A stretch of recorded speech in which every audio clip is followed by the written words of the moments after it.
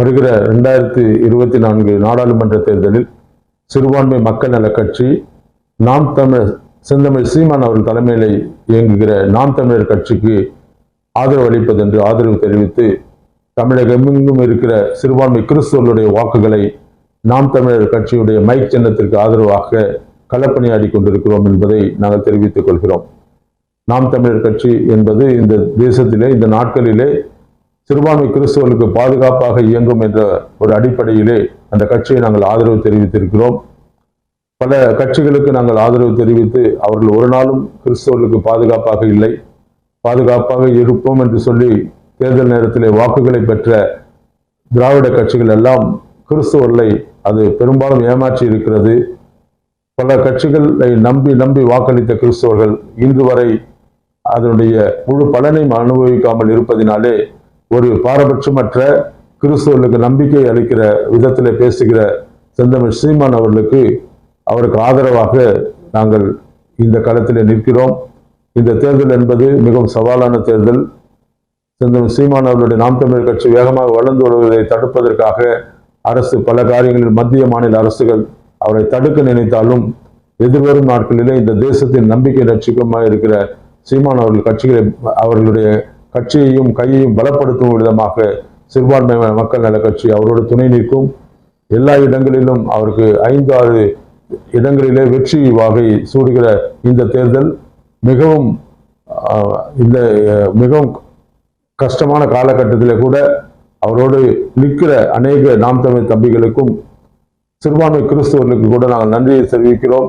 இந்த தேசம் மதவாதத்தினாலும் கொடிய லஞ்ச லாவண்யத்தினாலும் சூழ்ந்திருக்கிற இந்த நாட்களிலே இளைஞர்களுக்கும் ஒரு நம்பிக்கை நட்சத்திரமாக நாம் தமிழர் கட்சி திகழ்ந்து வருகிறது. அதை பொறுப்பெடுத்து நடத்துகிற செந்தமிழ் சீமான் அவர்கள்தான் ஒரு புதிய நம்பிக்கையை மக்கள் மத்தியிலே விதைத்துக் கொண்டிருக்கிறார். அவர் வளர்ச்சியை தடுப்பதற்காக திராவிட கட்சிகள் எல்லாம் அவருடைய சின்னத்தை, விவசாய சின்னத்தை அவர்கள் மறைத்து விட்டாலும் கூட இந்த தேர்தலிலே அவருக்கு ஒளிவாங்கி சின்னத்தை அவருக்கு அளிக்கப்பட்டிருக்கிறது. அந்த மைக் சின்னத்திலே நாங்கள் பெருவாரியான ஆதரவுகளை திரட்டி கொண்டிருக்கிறோம். மக்களிடத்தில் அந்த சின்னத்தை கொண்டு போய் சிறுபான்மை மக்கள் நல கட்சியும் பல விதங்களில் முயற்சி செய்து அந்த சின்னத்தை கொண்டு போய் சேர்த்து கொண்டிருக்கிறது.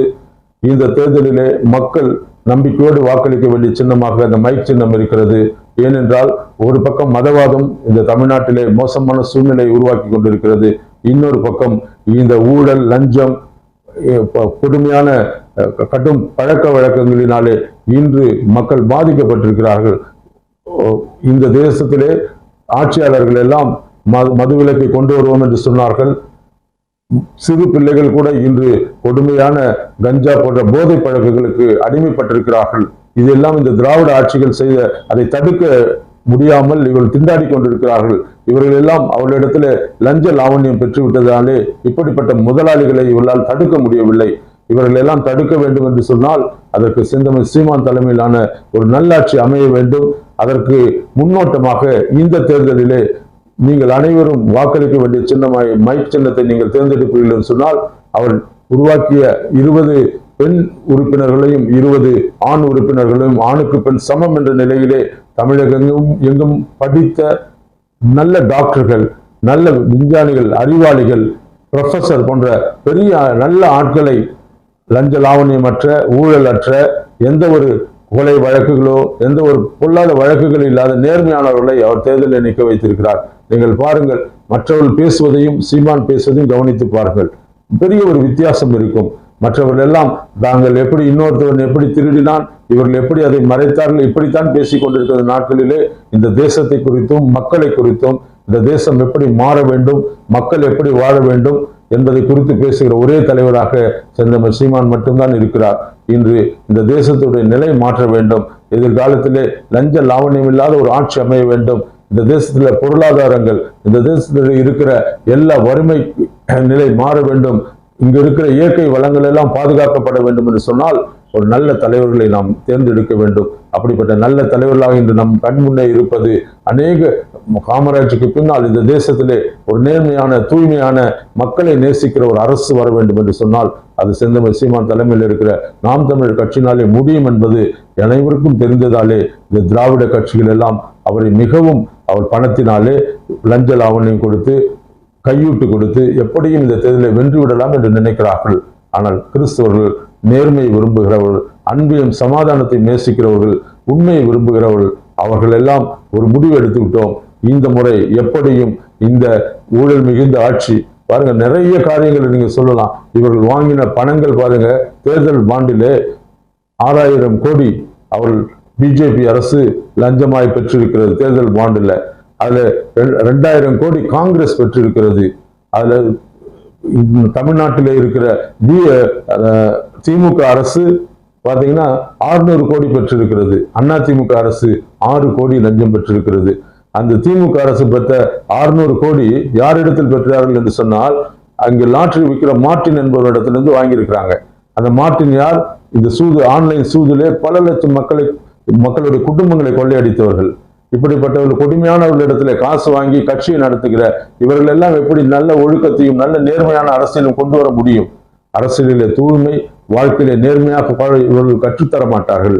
எதிர்வரும் இந்த தேசம் இளைஞர்களுடைய நம்பிக்கை ஒரு நல்ல தூய்மையான ஒரு அரசு அமைய வேண்டும். நாடு தூய்மையாக இருக்க வேண்டும். நாட்டிலே லஞ்ச லாவண்யங்களை ஒழிக்க வேண்டும். எந்த ஒரு ஆட்சியும் இது தரக்கூடிய ஒரு வாக்குறுதியை தரவில்லை. இவர்கள் எல்லாம் இலவசங்களை கொடுத்து மக்களை ஏமாற்றி அவர்களிடத்திலே குறுக்கு வழியிலே ஓட்டுகளை பெற்று இந்த தேசத்தை சுரண்டி கொண்டிருக்கிறார்கள், கொள்ளையடித்துக் கொண்டிருக்கிறார்கள். இந்த தேசம் ஒரு நல்ல ஒரு நாடாக மாற வேண்டும். நம்முடைய பொருளாதார வளங்களிலே நாம் முன்னேற வேண்டும். எதிர்கால இந்தியா இளைஞர்கள், தமிழக இளைஞர்கள் வாழ்க்கையிலே ஒரு நம்பிக்கை வேண்டும் என்றால் நீங்கள் வாக்களிக்க வேண்டிய சின்னம் மைக் சின்னமாக இருக்கும். அந்த மைக் சின்னத்திலே வாக்களிக்கும் போதுதான்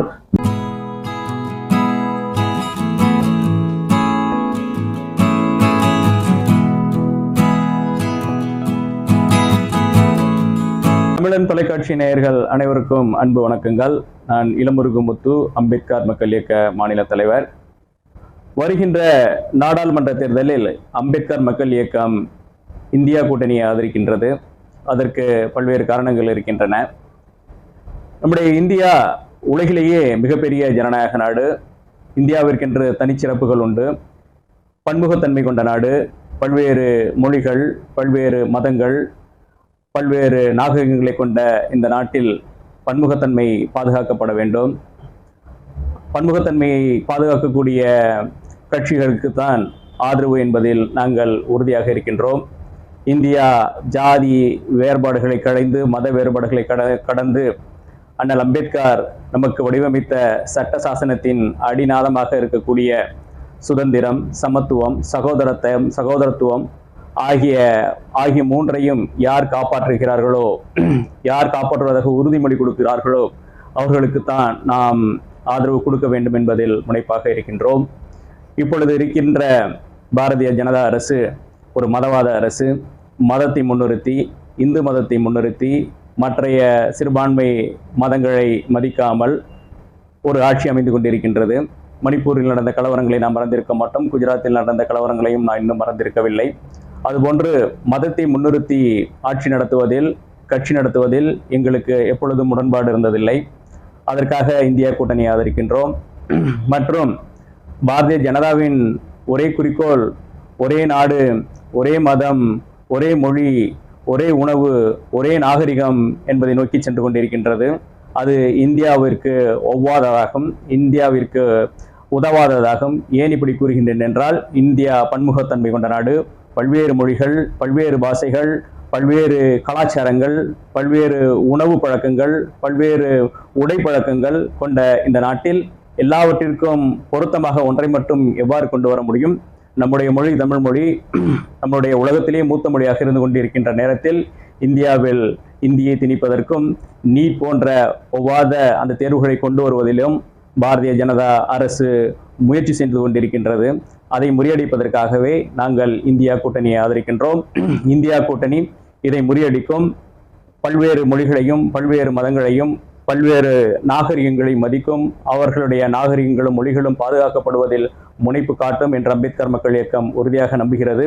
அது மட்டுமல்லாது, இப்பொழுது தமிழ்நாட்டிலே நடந்த வேங்கவேல் போன்ற பிரச்சனைகள் இனிமேலும் நடக்கக்கூடாது. ஜாதியாலும் மதத்தாலும் மனிதன் பிளவுபடக்கூடாது. மனிதனை மனிதனாக மதிக்கப்பட வேண்டும். சமத்துவமும் சகோதரத்துவமும் மேலோங்க வேண்டும். சமூக நீதி இன்னும் மலர வேண்டும் என்பதற்காக நாங்கள் இந்திய கூட்டணியை ஆதரிக்கின்றோம். இந்திய கூட்டணி இதை உறுதிமொழியாக எடுத்துக்கொண்டு நடைமுறைப்படுத்துவார்கள். இந்தியாவின் பன்முகத்தன்மை காப்பாற்றப்படும். இந்தியாவில் பிளவுகள் இருக்காது. இந்தியாவில் மதங்களை வைத்தும் ஜாதிகளை வைத்தும் ஆட்சிகள் நடக்காது, அரசுகள் நடக்காது என்பதை உறுதியாக நம்புகின்றோம். அதற்காக நாங்கள் இந்தியா கூட்டணியை ஆதரிக்கின்றோம்.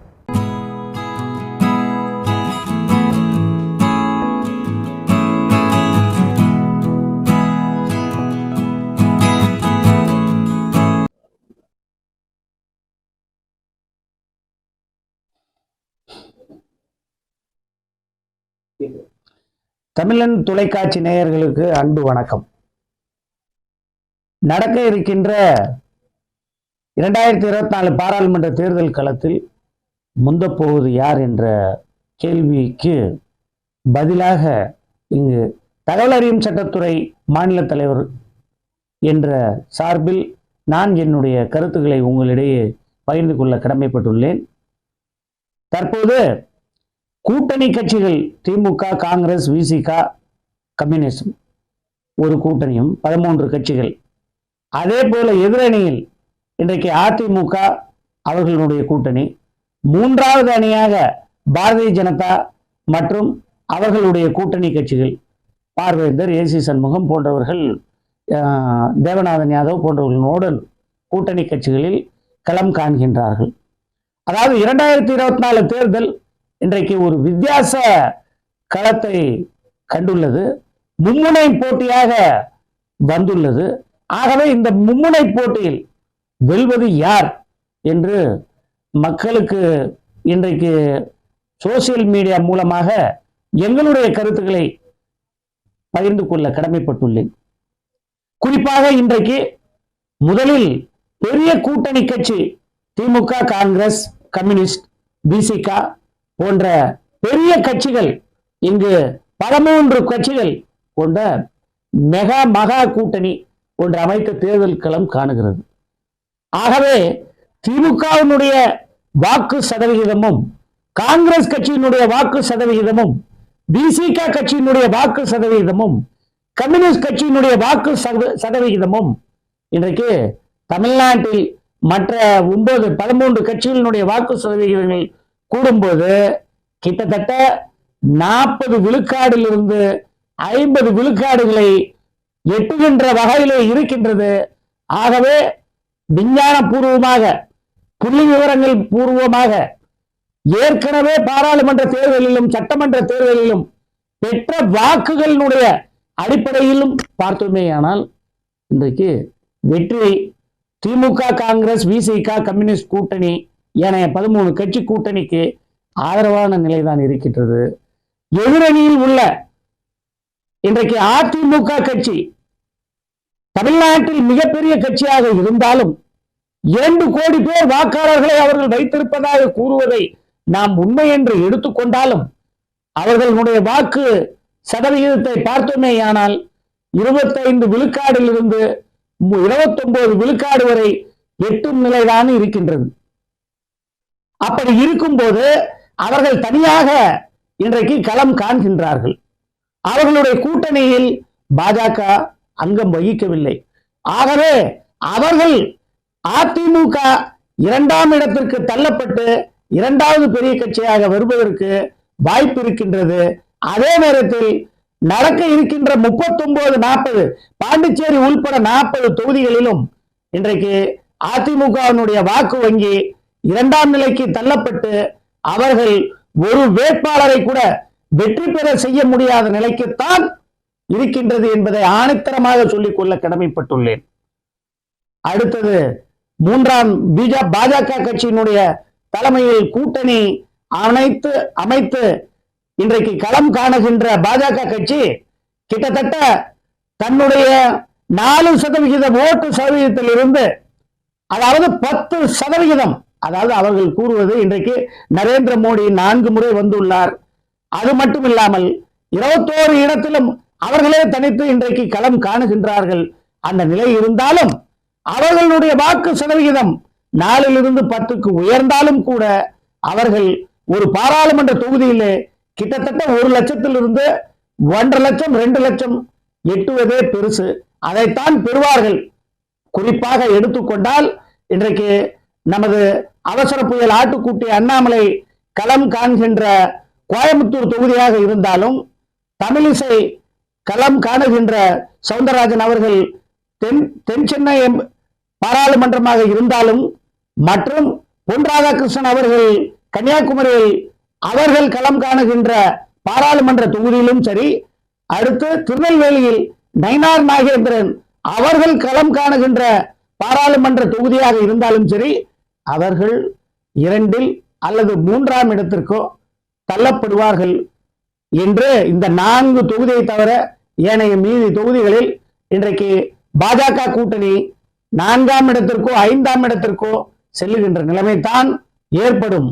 தமிழகத்தை பொறுத்தவரையில் மக்கள் மனதில் இன்றைக்கு நீங்காமல் நிற்பவர் மோடியா அல்லது ராகுல் காந்தியா, இதுதான் இன்றைக்கு தமிழக மக்கள் வாக்காளர்கள் யாரை செலக்ட் பண்ணும். இந்த 2 பேர்ல யார்? என்னை பொறுத்தவரையிலும் தமிழக மக்கள் இன்றைக்கு நரேந்திர மோடியை விட 10 குடும்பத்திற்கு 8 குடும்பம் இன்றைக்கு அருமத்தலைவர் ராகுல் காந்தி, மறைந்த தலைவர்கள் ஜவஹர்லால் நேரு, அன்னை சோனியா காந்தி, அன்னை இந்திரா காந்தி, அன்னை பிரியங்கா காந்தி, இவர்களுடைய பெயர்களை தாங்கி இன்றைக்கு குடும்பங்கள் இருக்கின்றது. கோட்சே பேரில் எந்த குடும்பமும் இல்லை, திரு நரேந்திர மோடி அவர்கள் பேரிலும் எந்த குடும்பமும் இல்லை. வாஜ்பாய் அவர்களுடைய பாஜகவினுடைய நல்ல பிரதமர் வாஜ்பாய் பெயர் கூட தாங்கி தமிழகத்தில் எந்த குடும்பமும் இல்லை. ஆகவே இங்கே தமிழக மக்கள் மனதில் நிற்பவர் அருமத்தலைவர் ராகுல் காந்தி தான். ராகுல் காந்திக்காக அவர் பிரதமராக வேண்டும் என்று இன்றைக்கு தமிழ்நாட்டு மக்கள் ஏற்கனவே அவர்கள் முடிவு செய்து விட்டார்கள். ஆகவே மோடி எத்தனை ரோட் ஷோ நடத்தினாலும் அது வெறும் ஷோவாகத்தான் இருக்கும். ஏனென்றால் தமிழக மக்களுக்கு நல்ல தெரியும், ஒக்கி புயலுக்கு வரவில்லை, வரதா புயலுக்கு வரவில்லை, மிக்ஜாம் புயலுக்கு வரவில்லை, எந்த புயலுக்கும் வரவில்லை, வாக்குகளுக்கு மட்டும் 4 முறை வருகிறார்.